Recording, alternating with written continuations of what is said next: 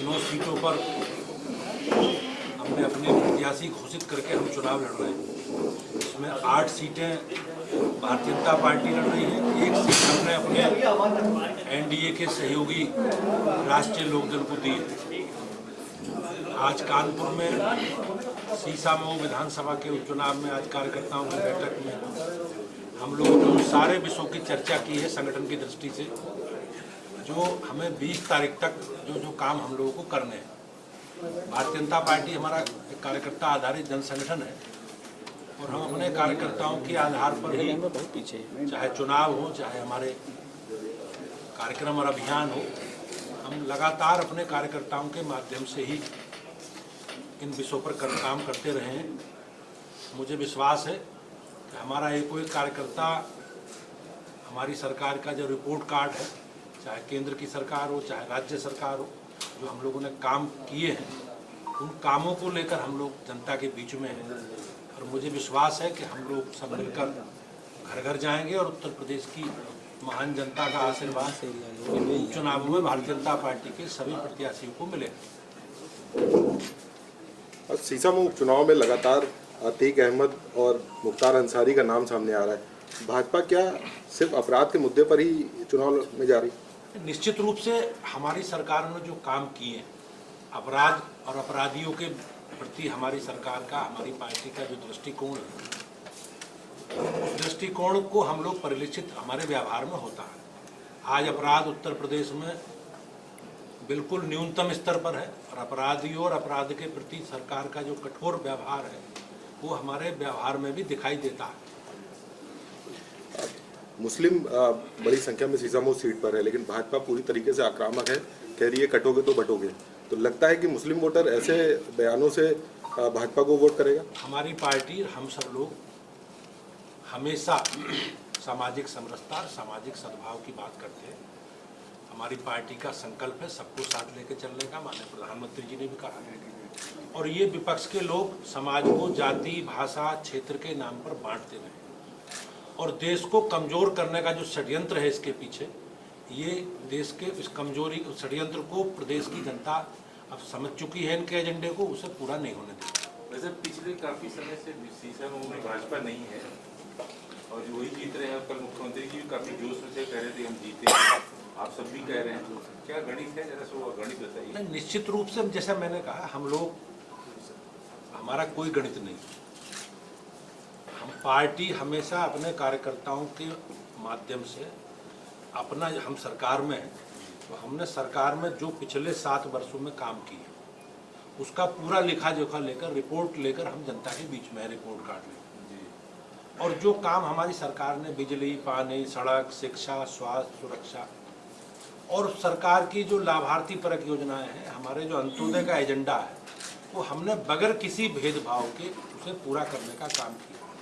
पुरानी सरकारों ने सरकार की योजनाओं का लाभ उन लोगों को मिलेगा जो शासक बल के लोग हैं, शासक समूह, हमने बगैर किसी भेदभाव के काम किया और उसी उपलब्धि के साथ, उसी रिपोर्ट कार्ड के साथ हम जनता के बीच में। भाई साहब, जो मुस्लिम मतदाता है वो आपके पक्ष में जो है मतदान करे, इसके लिए कोई खास रणनीति है क्या? कल आपके एक विधायक ने योगी जी की जनसभा में मंच से कहा कि हर आतंकवाद मुसलमान, इसको भी किस संदर्भ में देखते हैं? भारतीय जनता पार्टी का हमारा जो संकल्प है, सबका साथ, सबका विकास और सबका विश्वास। आज भारतीय जनता पार्टी देश की सबसे बड़ी राजनीतिक पार्टी है। हम देश की सबसे अधिक सदस्यों वाली पार्टी। हमारे देश में सर्वाधिक विधायक हमारे हैं, सांसद हमारे हैं, मेयर हमारे हैं, जिला पंचायतों के अध्यक्ष हमारे हैं। मतलब लोकतांत्रिक प्रक्रिया में सर्वाधिक अगर कोई सबसे शक्तिशाली दल है तो भारतीय जनता पार्टी। और हमें सबके वोट मिले हैं, सबका समर्थन और सबका इसलिए भाजपा को मिल रहा है। और हमारा जो संकल्प है, सबका साथ, सबका विकास और सबका विश्वास, उसके आधार पर हम लोग आगे बढ़ रहे हैं। धार्मिक आधार पर, सामाजिक आधार पर, जाति के आधार पर, भाषा के आधार पर बांटने का काम और देश को कमजोर करने का काम हमें हमेशा विपक्षी दलों ने किया है। हम लोग सामाजिक समरसता की बात करते हैं और सामाजिक सद्भाव की। सर, विपक्ष लगातार आरोप लगा रही है कि चुनाव भारतीय जनता पार्टी ने पुलिस प्रशासन लड़ रहा है। दरअसल पूर्वा में एक व्यापारी को, विधायक को रास्ता बताना इतना महंगा पड़ा कि पुलिस ने उसको थाने और जेल का रास्ता दिखा दिया। भारतीय जनता पार्टी, जैसा मैंने कहा, अपने कार्यकर्ताओं के आधार पर और अपनी सरकार के, अपने संगठन के कामकाज के आधार पर हम लोग चुनाव लड़ते हैं। पूर्व में जो हमेशा पुरानी सरकारों ने जिस प्रकार के अनुभव इनके रहे हैं, ये अनुभव के आधार पर इस प्रकार की बातें बोल रहे हैं। और मुझे ऐसा लगता है कि ये लोग चुनाव में अपनी पराजय सुनिश्चित मान करके इस प्रकार की बयानबाजी करेंगे। अब संवैधानिक संस्थाओं पर दोषारोपण करेंगे, पुलिस प्रशासन को दोषारोपण करेंगे, इलेक्शन कमीशन के बारे में करेंगे। ये इनका एक स्वभाव है कि जब जीतेंगे तो इसकी कोई चर्चा नहीं करेंगे, हारेंगे तो इन सब विषयों की चर्चा करेंगे। सर 4 माह जैसा भी आपने बताया कि 7 साल का लेखा जोखा लेके हम जनता के बीच जा रहे हैं शीशम की। अभी 6 माह लोकसभा चुनाव में भी 6.5 साल के ब्यौरा ले गए थे, लेकिन इसी विधानसभा में 26,500 का अंतर है। काट की हांडी बार बार नहीं चढ़ती, और जो विपक्ष का एक नेगेटिव एजेंडा था जनता को गुमराह करने का, उस एजेंडे को जनता समझ चुकी है।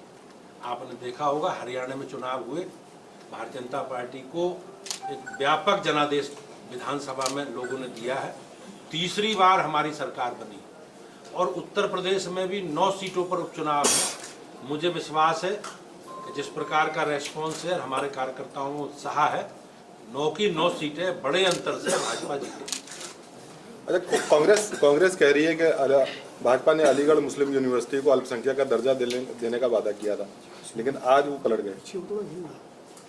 मुझे उसकी जानकारी नहीं है, दानिश अली कह रहे हैं। उसका मुझे इसकी जानकारी नहीं है, लेकिन वो केंद्रीय विश्वविद्यालय है और संवैधानिक व्यवस्था में